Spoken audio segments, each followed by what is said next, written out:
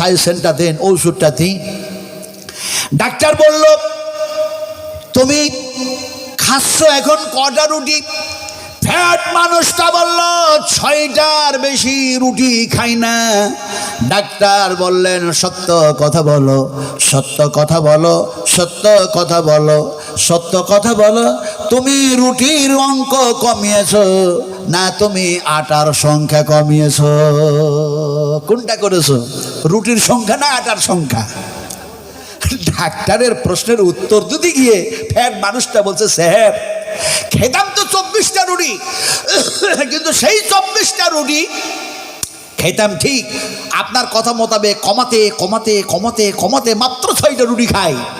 কিন্তু এর পূর্বে যে 24টা রুটি খেতাম, ওই 24টা রুটিতে যত কেজি আটা লাগে সব আটা ওই 6টা রুটিতে দিয়ে খেয়েছি। ডাক্তার বললেন, বেওকুফ কোথাকার, তাহলে আমার সাজেশন কোথায় মেনেছিস? তুই তো সব আটার সব রুটি খেয়েছিস, তোর শরীরের পরিবর্তন কি করে আসবে? আজকে আমরা কত রামায়ণ শুনেছি, কত মহাভারত থেকে কথা শুনেছি, কত বেদ থেকে কথা শুনেছি, কত কোরআনুল কারীম থেকে কথা শুনেছি, অথচ আমাদের জীবনের আমরা পরিবর্তন করে সেই মহর্ষিদের মতো মহাপুরুষদের মতো আখলাক তৈরি করতে পারলাম না, আদর্শ তৈরি করতে পারলাম না, সেই গুণে গুণান্বিত হতে পারলাম না। ফলে দেখা যায় সেই গুণে যাতে আমরা গুণান্বিত হতে পারি, সুন্দর যাতে করে ইহকাল পরকাল আমাদের যাতে কল্যাণ মঙ্গল হয়, এর জন্য আল্লাহ সুবহানাহু তাআলা আমাদেরকে সুন্দর থেকে সুন্দর বানাবার জন্যই আল্লাহ পাক বলছেন, তোমরা ভালো হয়ে যাও। যেমন কোরআনের মধ্যে এক জায়গায় এসেছে ভালো হওয়ার কথা, আল্লাহ পাক বলছেন, ওয়াল্লাহু ইউহিব্বুল মুহসিনিন। আমার আল্লাহ, আমাদের খালিক, আমাদের মালিক, আমাদের রব, আমাদের প্রতিপালক, যিনি বলছেন তোমরা যদি ভালো হয়ে যাও, আল্লাহু ইউহিব্বুল মুহসিনিন। মুহসিনকে মানে ভালো, মুহসিনকে মানে উত্তম, সেটা নর হোক চাহে নারী হোক, পুরুষ হোক চাহে মহিলা হোক। আল্লাহ পাক বলছেন, তোমরা ভালো গুণে যদি গুণান্বিত হয়ে যাও, তাহলে তোমাদের গুণটা হবে ভালো। কেমন ভালো হবে? ইন্নাকা লাআলা খুলুকিন আযীম। সবচেয়ে উত্তম আখলাক সেই মহাপুরুষকে আমি দান করেছিলাম, যে নবীর উপরে আমি কোরআন নাজিল করেছি। ফলে তোমরাও সেই গুণে গুণান্বিত হবে। তোমাদের আখলাক যদি ভালো হয়, আদর্শ চরিত্র যদি ভালো হয়, তোমরা ভালো মানুষ হবে। আর ভালো মানুষ যদি হও, আমি আল্লাহ ওয়াদা করছি আমি তোমাকে মহব্বত করবো। জোরে সুবহানাল্লাহ। ওয়াল্লাহু ইউহিব্বুল মুহসিনিন। সেই ভালো মানুষগুলির সঙ্গে আমি আল্লাহর সম্পর্ক সুন্দর থাকবে। জোরে সুবহানাল্লাহ। এটা হলো আল্লাহ পাকের ভাষা। এবার আপনাদের হাদিস থেকে শোনাই যে মহাপুরুষ বিশ্বনবী মুহাম্মদ রাসূলুল্লাহ সাল্লাল্লাহু আলাইহি ওয়াসাল্লাম কি বলছেন। তিনি বলছেন, আল্লাহ রাব্বুল আলামিন একদিন একটা দূতকে ডাকলেন, একজন মালাইকাকে ডাকলেন, একজন ফেরেশতাকে ডাকলেন। আর সেই দূত, সেই মালাইকা, সেই ফেরেশতা, এমনি করে দেখা যায় সমস্ত দূতের তিনি হলেন লিডার, সমস্ত ফেরেশতাদের লিডার, সমস্ত মালাইকাদের লিডার। আর তিনার মাধ্যম দিয়ে সেই মহাপুরুষের কাছে এই বেস্ট অফ বেটার কিতাব যেন নাজিল করা হয়েছে। সেই দূতের নাম, সেই যেন ফেরেশতার নাম হলো জিবরিল আলাইহিস সালাতু সালাম। আপনারা জিবরিল আলাইহিস সালাতু সালাম ফেরেশতার নাম শুনেছেন না শুনেন নাই? শুনেছেন তো? শুনেছেন না শুনেন নাই? আচ্ছা, ফেরেশতার যেন পর কতখানা আছে? 600টি ডানাওয়ালা পরওয়ালা।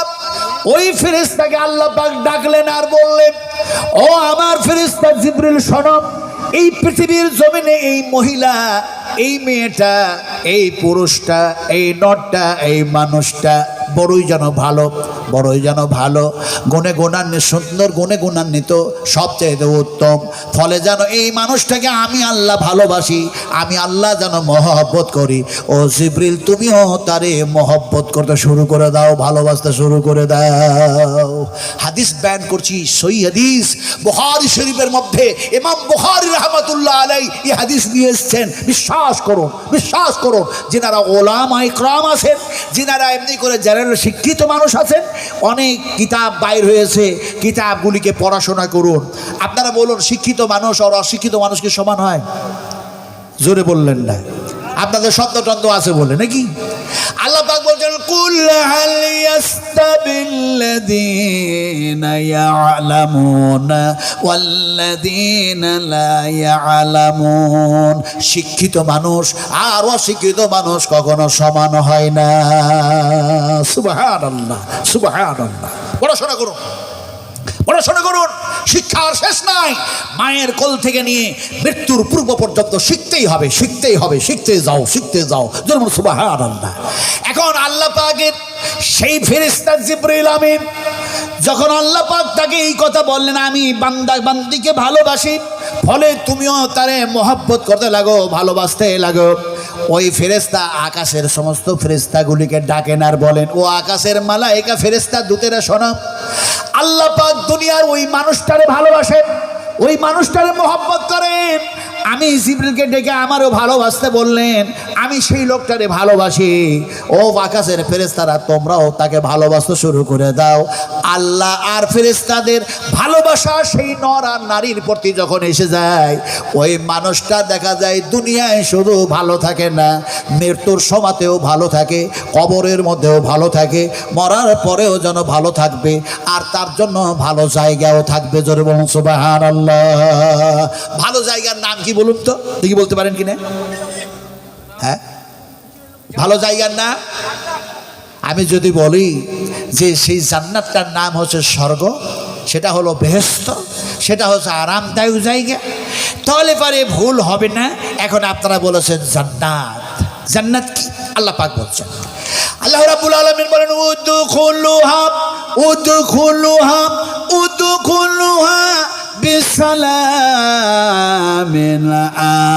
আমিন। এই জান্নাত, এই বেহেশত, এই স্বর্গ, এই আরামদায়ক জায়গা, এর মধ্যে প্রবেশ করো। উদখুলুহা, প্রবেশ করো। আর এখানে আছে শান্তি আর শান্তি, আর শান্তি আর শান্তি, আর আরাম আর আরাম, আর এই জায়গায় আছে যেন নিরাপত্তা আর নিরাপত্তা। জোরে বলুন সুবহানাল্লাহ। আমার ভাইরা, আমার মায়েরা, আমার বোনেরা, আমার সোনার টুকরারা, সোনার বাংলার মানুষেরা, আপনারা বুদ্ধিজীবী মানুষ, শুনুন ভালো করে। বিশ্বনবী মুহাম্মদ রাসূলুল্লাহ সাল্লাল্লাহু আলাইহি ওয়াসাল্লাম যেহেতু সকলের জন্য এসেছেন, কোরআন সকলের জন্য এসছে, আল্লাহ সকলের আল্লাহ, ফলে আল্লাহ সুবহানাহু ওয়া তাআলা কি শোনাচ্ছেন আপনাদেরকে লক্ষ্য করো।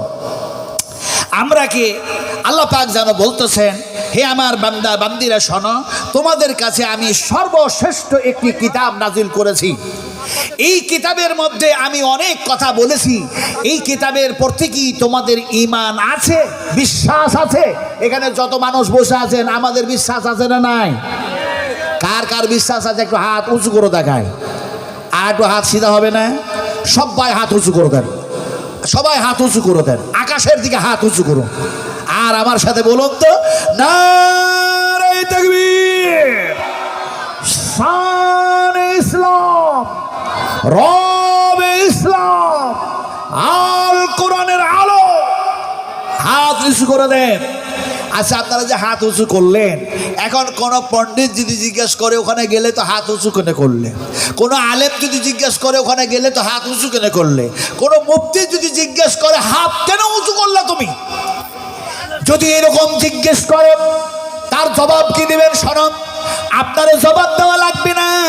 পৃথিবীর কোনো পণ্ডিত জিজ্ঞেস করলেন না, পৃথিবীর কোনো আলেম ওলামা জিজ্ঞেস করলেন না, কোনো পীর যেন জিজ্ঞেস করলেন না, কোনো মুজাদ্দিদ জিজ্ঞেস করলেন না, কোনো যেন মুহাদ্দিসিন জিজ্ঞেস করলেন না, কোনো যেন মুহাদ্দিসা জিজ্ঞেস করলেন না। স্বয়ং যদি আল্লাহ জিজ্ঞেস করেন, এই হাত তুমি কেন উঁচু হয়েছিল বলো, কেন উঁচু হয়েছিল বলো, তাহলে হাত যেন সঙ্গে সঙ্গে আল্লাহর যেন কথার যেন জবাব দিয়ে দেবে।